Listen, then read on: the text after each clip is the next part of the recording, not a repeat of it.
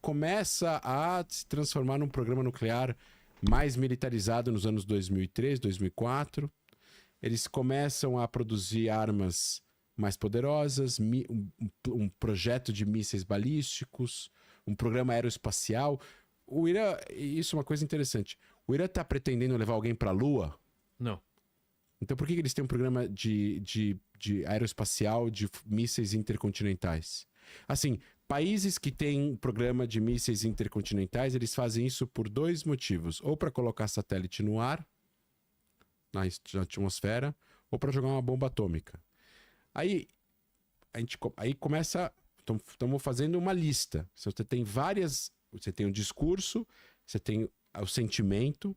Você tem o sentimento, você tem a vontade, você tem o discurso, você tem as ações. Certo. As ações são várias. O que eles fazem no sentido de se armar? O que eles estão fazendo em relação ao seu investimento a grupos terroristas? Então, grupos terroristas em Gaza, grupo terrorista no Líbano, cada vez mais fortes, cada vez mais bem armados, cada vez mais bem treinados. Você tem cada vez mais o uso de países e de regiões para atacar Israel, agora especificamente falando de Israel. Então você tem cada vez mais o uso da Síria, cada vez mais presença do Hezbollah no sul do Líbano, infringindo a resolução 701. Cada vez mais ajuda ao Hamas. E o discurso aumentando. Aí você tem toda a questão em paralelo do programa nuclear. Então chega uma hora que os países que estão sendo ameaçados, e aí o único país que está sendo ameaçado aqui é Israel, ele tem que tomar uma decisão. A diplomacia não está funcionando, a ameaça de Israel contra o Irã não está funcionando, a ameaça dos Estados Unidos não está funcionando, a ameaça da Europa não está funcionando, as sanções econômicas não estão funcionando, o multilateralismo não está funcionando, a ONU não está funcionando. Chega uma hora que se nada funciona, você precisa agir. E aí as pessoas ficam perplexas por que agem com força, com o uso de armas.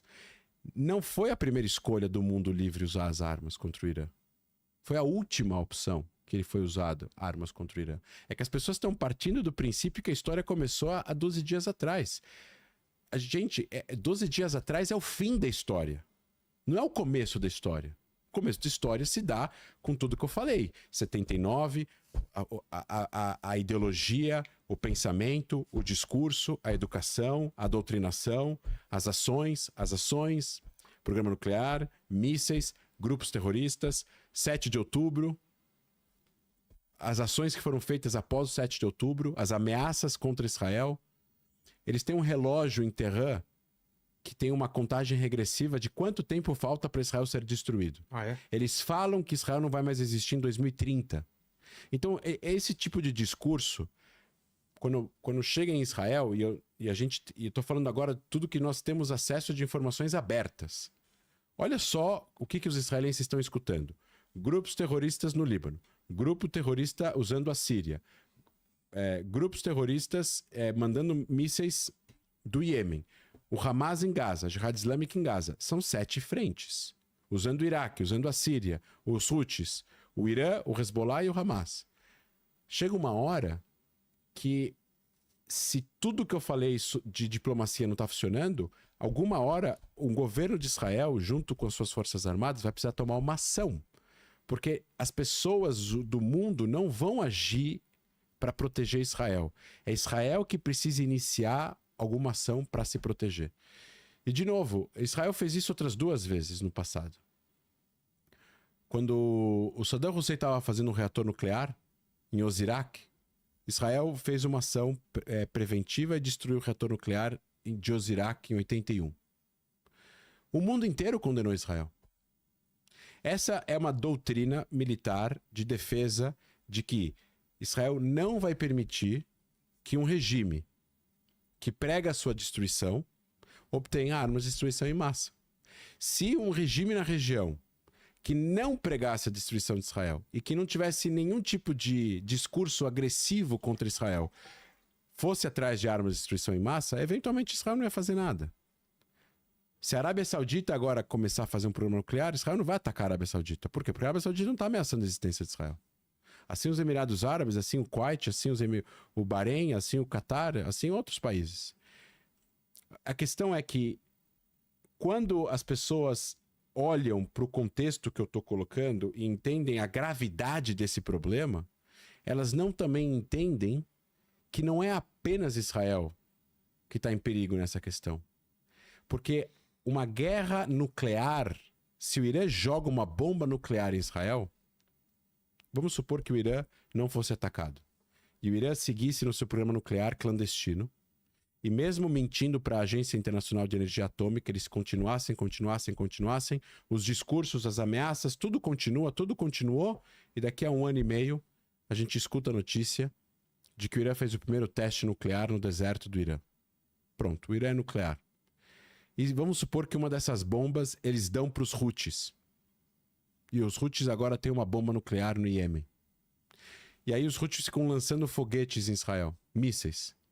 Israel lança mísseis, o Houthi fala, se vocês mandarem de novo um míssil, a gente vai jogar uma bomba nuclear em Israel. O que Israel vai fazer? Vai jogar uma bomba nuclear no Iêmen? Não. Então, isso é muito mais perigoso para o mundo do que um ataque preventivo.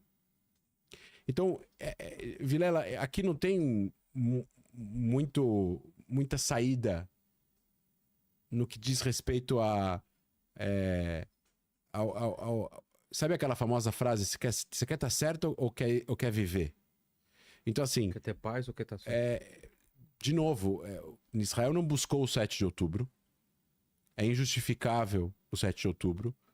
Se os palestinos querem negociar com Israel, eles vão sentar e negociar e exigir negociações justas, mediadas por algum país neutro, para eles terem um país, para eles terem autodeterminação. Mas não é matando civis em casa que você vai fazer isso. O Hamas financiou essa história porque eles viram que Israel estava dividida por causa da reforma do judiciário que vinha de um ano anterior. Eles achavam que Israel estava dividida e que Israel ia ruir por dentro.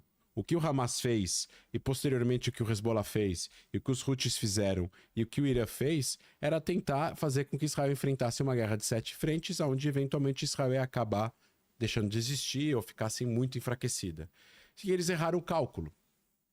Eles erraram o cálculo porque eles esqueceram que Israel, em determinadas situações, tem uma determinação que poucos países têm, onde os israelenses estão fugindo de onde estão para tentar voltar para Israel. Estão fugindo não, estão indo de onde estão para voltar para Israel, e não estão fugindo de Israel, como em outras guerras você vê as pessoas fugindo e não voltando para o país em guerra. Os israelenses estão brigando por espaço nos aviões para ir para Israel, não para sair de Israel, para tentar estar lá nesse momento, quando começou o ataque de Israel ao Irã, mesmo com todas as sirenes e com toda a destruição que o Irã causou nos últimos 12 dias. Logo, a gente tem aqui uma situação onde um país precisa agir pela sua segurança. Esse país, Israel, e aqui eu falo para os seus espectadores assim, não importa a sua ideologia, se você é pró-palestino, se você é solidário aos palestinos, tá tudo bem. Você pode ser pró-palestino. Israel não está ameaçando a destruição do Irã. Israel não está ameaçando a destruição da nação iraniana. O Irã ameaça a destruição da nação israelense. E ele está fazendo tudo para ele ter a capacidade de ter os meios para fazer isso. E Israel não vai sentar e esperar que isso aconteça. André, agora eu vou chamar o Marcelo para tentar entender o que aconteceu há 2 semanas atrás. Eu pediria também aí pro Homer ir atrás de aquelas imagens que mostram o arsenal de cada país. E, Marcelo, o que aconteceu a partir de sexta-feira, não dessa semana passada, mas da retrasada até hoje? O que aconteceu? E depois aí trazer os dois para discussão sobre os outros players, né? Sobre Estados Unidos, sobre China, sobre Brasil e principalmente Rússia, o que falaram sobre isso. O que você pode dizer desde o início do conflito até agora? Então, Vilela, antes de falar sobre isso, acho que é importante também contextualizar aqui a capacidade iraniana em termos militares, né? Tá. Muitas pessoas não têm bem essa noção, né? Porque é importante contextualizar isso para a gente entender a dimensão daquilo que Israel fez, né, nesses últimos dias. O Irã não é um país qualquer, entendeu, Vilela? O Irã é um país que tem gerações e gerações de oficiais e militares com experiência em combate, entendeu? Eles já têm aquela. Durante 10 anos, eles lutaram contra aquele que era um dos exércitos mais bem preparados do Oriente Médio, que era o Iraque, nos anos 80.